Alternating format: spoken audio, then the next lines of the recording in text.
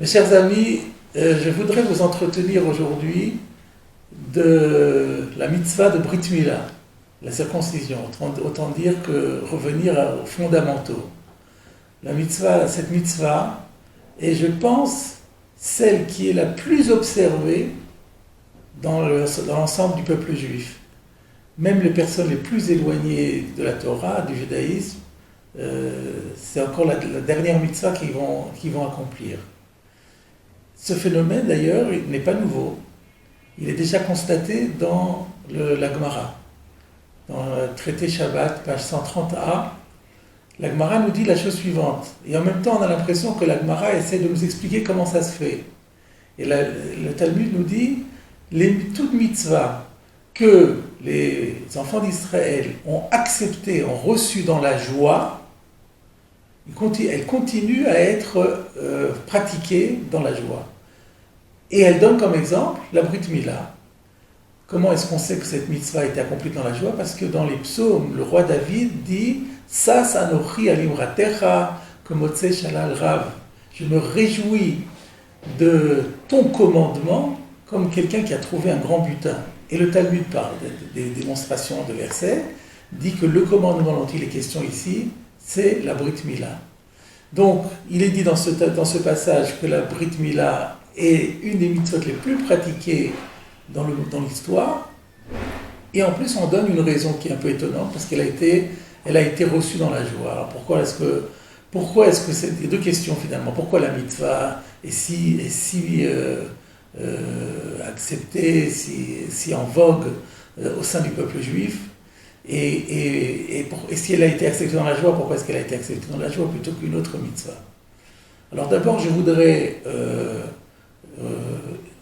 réfuter une idée que certains veulent dire que ce qui fait l'attachement à cette mitzvah, c'est ces raisons hygiéniques et de santé.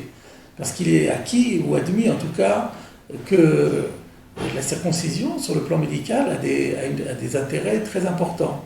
Il est connu d'ailleurs qu'en Angleterre, les héritiers de la couronne sont circoncis en général, parce que justement c'est considéré comme une garantie de santé pour l'avenir.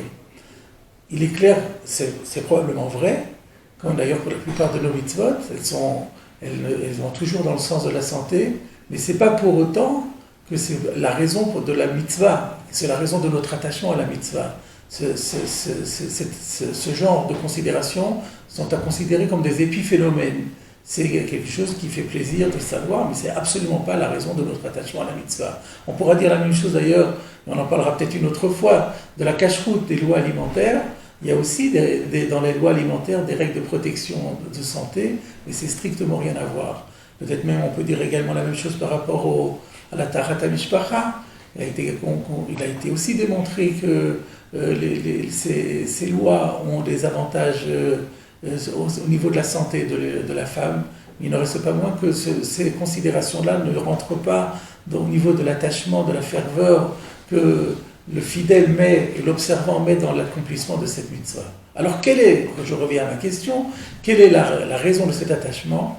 Je dirais la chose suivante, qu'il y a un sentiment profond qui est ancré au plus profond de l'âme juive, que cet acte qui est symboliquement attesté dans la Torah comme étant un acte d'alliance avec Dieu, cet acte d'alliance, on a le sentiment qu'il a une valeur, une profondeur, une force exceptionnelle, même si on ne sait pas pourquoi, même si c'est irrationnel, même si on comprend que cette mitzvah répond à des considérations qui nous échappent complètement, mais on sent qu'il y a une force telle qu'on le fait avec allégresse et avec une grande piété et une grande ferveur, comme nous le savons, au jour le jour et au quotidien.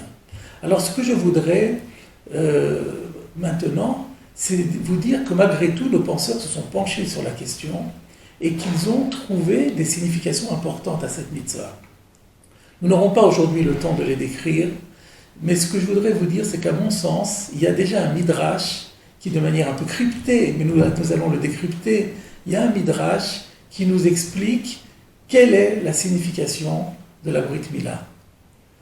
Ce midrash se situe dans l'histoire d'Avram Avinu. Vous vous rappelez que lorsque Lot, le neveu d'Avram, a été fait prisonnier, le verset dit Vayavo Apalit, Vayaged l'Avram à Ivry, un fuyard qui est venu et qui a raconté l'histoire à Avram, l'hébreu, et Avram va partir en guerre pour sauver son neveu.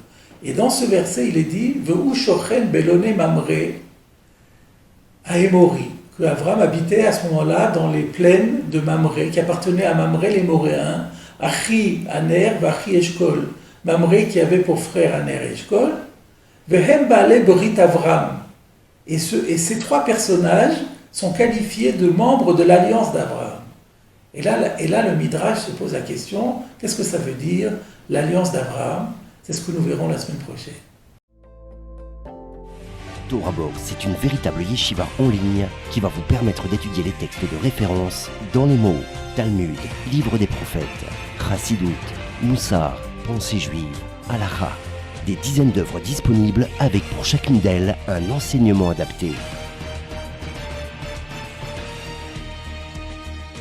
En un seul clic, où que vous soyez, à n'importe quelle heure du jour ou de la nuit. Étudiez enfin tous les sujets que vous avez toujours rêvé d'approfondir. Alors, travailler le GAN, c'est la socle de l'ivre Torah, c'est travailler les paroles de l'étude de la Torah.